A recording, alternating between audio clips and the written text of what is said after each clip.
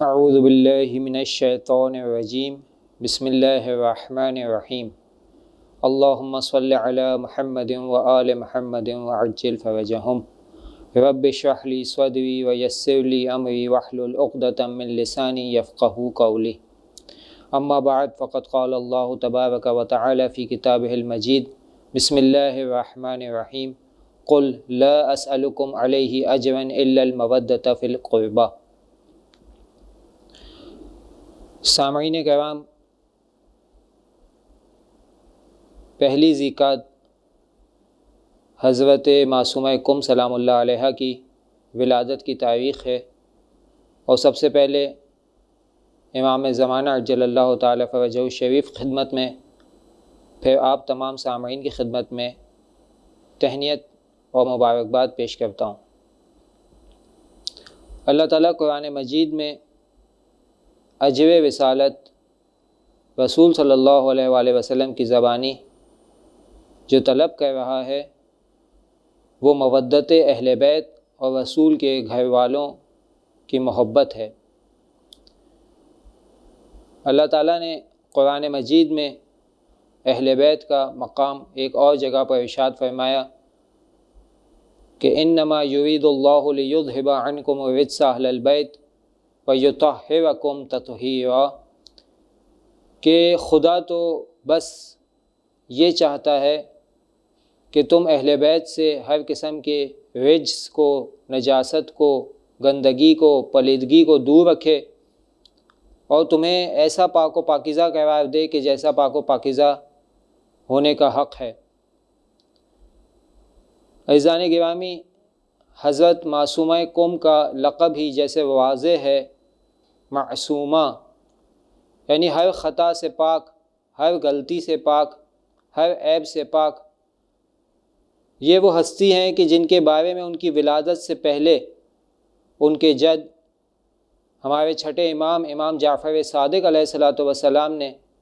ان کے بارے میں 3 خبر دے دی تھیں کہ میری اولاد میں سے ایک خاتون کی ولادت ہوگی، ولادت کی خبر دی۔ دوسری خبر دی کہ وہ قم میں دفن ہوں گی، ان کی تدفین کی خبر دی۔ اور تیسری خبر دی ان کی زیارت کی کہ امام جعفر صادق علیہ السلام فرماتے ہیں اللہ کے لیے ایک حرم ہے جو خانہ کعبہ ہے مکہ میں، رسول کے لیے ایک حرم ہے جو مدینہ میں ہے، اور امیر المؤمنین علی بن ابی طالب علیہ الصلوۃ والسلام کے لیے حرم ہے جو کوفہ ہے۔ پھر فرمایا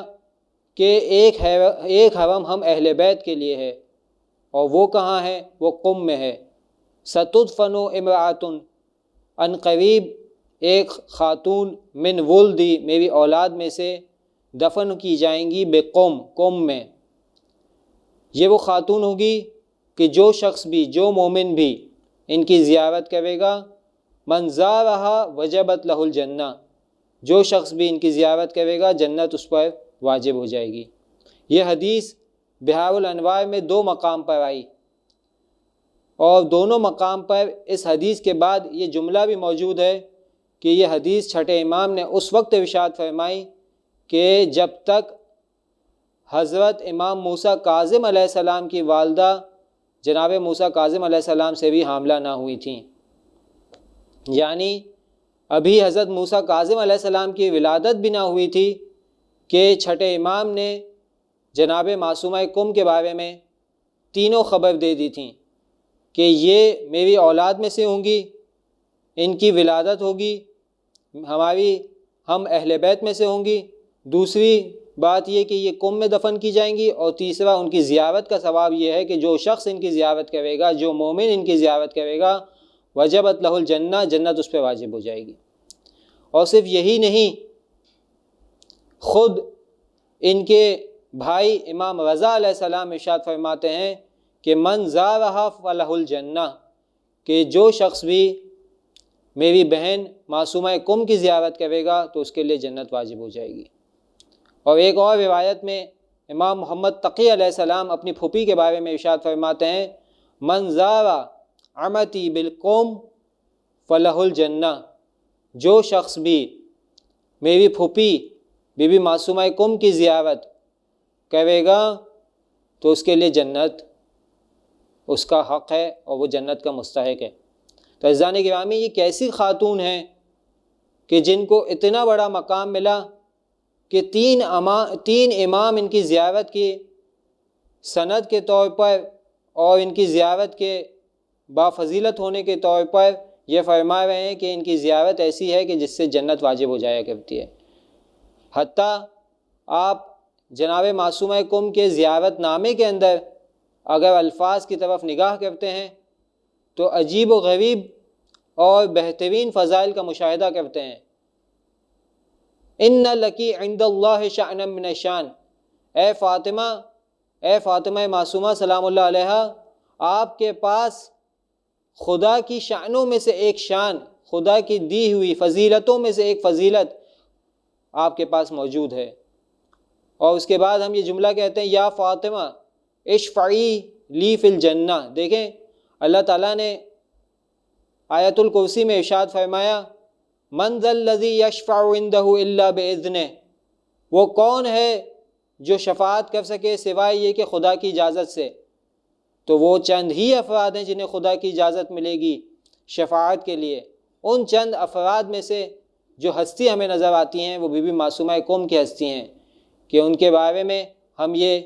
زیارت نامے میں پڑھتے ہیں، یا فاطمہ اشفعی لنا فی الجنہ، کہ فاطمہ ہمارے لیے جنت میں شفاعت کیجیے گا۔ یہ ہستی وہ ہستی ہیں کہ اگر آپ ان کا علم دیکھتے ہیں تو ان کا علم اس قدر اہمیت کا حامل ہے کہ ایک مرتبہ ایک کاروان امام موسیٰ کاظم علیہ السلام سے سوالات پوچھنے کے لیے مدینہ منورہ تشریف لاتا ہے۔ جب وہ جناب امام موسیٰ کاظم علیہ السلام کے گھر کے پاس پہنچتا ہے اور پوچھتا ہے تو خدمت گزار یہ کہتا ہے کہ امام موسیٰ کاظم علیہ السلام مدینے میں موجود نہیں ہیں۔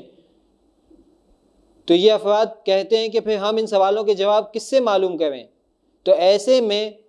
حضرت معصومہ کم خدمت گزار سے کہتی ہیں کہ ان سے کہو کہ اپنے سوالات لکھ کر دے دیں۔ یہ افراد سوالات کو لکھ کر دے دیتے ہیں اور جناب معصومہ کم ان سوالات کے جوابات لکھ کر اس کاروان کے حوالے کر دیتی ہیں۔ یہ کاروان ان جوابات کو لے کر جب مدینے سے نکلتا ہے تو راستے میں امام موسیٰ کاظم علیہ السلام سے ملاقات ہوتی ہے۔ جب ساتویں امام کو پوری داستان اور پورا ماجرا سنایا جاتا ہے تو ساتویں امام ان سوالوں کے جواب دیکھتے جاتے ہیں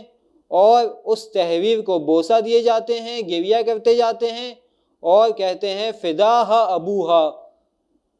کہ اے بیٹی آپ پر آپ کے والد فدا ہو جائیں، قربان ہو جائیں۔ عزیزان گرامی، تاریخ میں ہمیں دو ہی ایسی خواتین ملتی ہیں کہ جن کے احترام میں ان کے والد اس قدر احترام کرتے ہیں کہ تاریخ حیران ہے۔ ایک رسول خدا محمد مصطفیٰ صلی اللہ علیہ وآلہ وسلم کی ذات ہے کہ جن کے بارے میں تاریخ میں ملتا ہے کہ جب جناب فاطمۃ الزہرا سلام اللہ علیہا تشریف لاتی تھیں، کلما جاءت فاطمہ قام رسول اللہ، کہ جب بھی جناب فاطمۃ الزہرا سلام اللہ علیہا تشریف لاتی تھیں تو رسول اکرم صلی اللہ علیہ وآلہ وسلم اپنی بیٹی کے احترام میں کھڑے ہو جایا کرتے تھے۔ اور ایک مقام ہمیں بی بی فاطمہ معصومہ کم کے بارے میں ملتا ہے کہ امام موسیٰ کاظم علیہ السلام ان کی اس تحریر کو دیکھ کر یہ جملہ کہتے ہیں فداہا ابوہا، کہ اے فاطمہ آپ کے والد آپ پر قربان ہو جائیں، آپ کے والد آپ پر فدا ہو جائیں۔ اور اگر آپ یہاں جناب معصومہ کم کی حاجت روائی کو دیکھتے ہیں تو جناب معصومہ کم باب الحوائج، امام موسیٰ کاظم علیہ السلام کی بیٹی، اور خود حاجت روائی کے طور پر باب الحوائج کے طور پہ نظر آتی ہیں۔ علمی مسائل ہوں یا مالی مشکلات، علماء فرماتے ہیں کہ جو شخص بھی اپنے علمی مسائل کو حل کرنے کے لیے پریشان ہوا کرتا تھا تو ایک مرتبہ بی بی معصومہ کم کے حرم میں بیٹھ جایا کرتا تھا اور اپنے علمی مسائل کو حل کیا کرتا تھا۔ خب مراجع امام موسیٰ کاظم علیہ السلام کے بارے میں جس طریقے سے باب الحوائج کا لقب ہے، ویسے ہی جناب معصومہ کم کے بارے میں حاجت روائی کے طور پر جناب معصومہ کم کو جانتے ہیں کہ سید صدر الدین صدر کے زمانے کا واقعہ ملتا ہے کہ ایک مرتبہ حوزہ علمیہ قوم مالی مشکلات کا شکار ہو گیا۔ سید صدر الدین صدر پریشانی کے عالم میں حضرت معصومہ قم سے متوسل ہوتے ہیں، اور اسی وقت ہی صبح کے وقت نماز کے بعد ایک شخص آتا ہے اور اتنی رقم ہی جتنی سید صدر الدین صدر کو ضرورت ہوتی ہے وہ دے جاتا ہے، اور جناب معصومہ قوم کے وسیلے سے ان کی مشکل آسان ہو جاتی ہے۔ اس کے علاوہ بھی تاریخ میں بعض علماء یہ کہتے ہیں کہ ہم نے اپنی مالی اور دینی دونوں مشکلات کے حل کو حضرت معصومہ قم کے حرم میں پایا ہے۔ اگر آپ اس خاتون کی عصمت کا مشاہدہ کرتے ہیں تو آپ دیکھتے ہیں کہ جب جناب معصومہ قم کا انتقال ہو جاتا ہے اور جناب معصومہ قم کی تدفین کا وقت آتا ہے تو اس وقت بھی کوئی نامحرم، کوئی غیر شخص اسے اجازت نہیں ہے کہ وہ بھی معصومہ قم کی تدفین میں شریک ہو۔ 2 گھڑ سوار آتے ہیں اور آ کر حضرت معصومہ قم کو دفن کرتے ہیں، یعنی گویا اس عالم میں بھی کہ جب جناب معصومہ قم ظاہری طور پر اس دنیا سے رحلت فرما چکی ہیں، خدا اس بات پر راضی نہیں ہے کہ کوئی غیر شخص ان کے بدن کو چھوئے۔ عزیزان گرامی، یہ ہستی وہ ہستی ہیں کہ جب جناب معصومہ قم کے بارے میں امام رضا علیہ السلام سے سوال ہوتا ہے تو امام رضا علیہ السلام فرماتے ہیں سعد اشعری سے کہ اے سعد، جو قم سے آیا تھا، کہ اے سعد کیا قم میں تمہارے ہاں وہ قبر موجود نہیں ہے؟ تو سعد کہتا ہے جی، آپ فاطمہ بنت موسیٰ جعفر کی بات کر رہے ہیں۔ امام رضا علیہ السلام فرماتے ہیں نعم من زارہا عارفا بحقہا فلہ الجنہ، جو شخص بھی ان کی معرفت کے ساتھ زیارت کرے گا تو اس کے لیے جنت واجب ہے۔ تو یہ ہستی بہت باعظمت، با کرامت، با فضیلت شخصیت ہیں۔ خداوند متعال سے دعا کرتے ہیں خداوند متعال ہمیں محمد و آل محمد کی سیرت پر عمل پیرا ہونے کی توفیق عنایت فرمائے، امام زمانہ کے ظہور میں تعجیل فرمائے اور ہمیں ان کے اعوان و انصار میں شامل فرمائے۔ ربنا تقبل منا انک انت السمیع العلیم وتب علینا انک انت التواب الرحیم۔